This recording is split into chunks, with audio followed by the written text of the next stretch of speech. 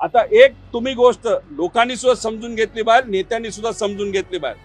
VSR ची 5 विमानं तुम्ही ग्राउंड केली, पण मग एअर वर्दीनेस सर्टिफिकेट कोण देतं?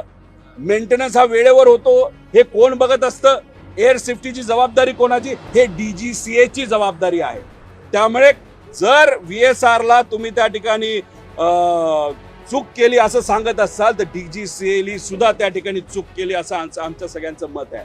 त्यामुळे आम्ही आता ही मागणी करत आहोत की आमचं असं मत आहे की आता तुम्ही VSR व्हेंचरच्या मालकावर त्या ठिकाणी कारवाई केली पाहिजे, त्याला तुम्ही ताब्यात घेतलं पाहिजे। त्याच्याच बरोबर DGCA चे जे कुठले अधिकारी या विमानाशी आणि इतर विमानाशी त्या ठिकाणी निगडीत होते त्या लोकांवर सुद्धा कारवाई तिथं होणं तितकंच महत्वाचं आहे।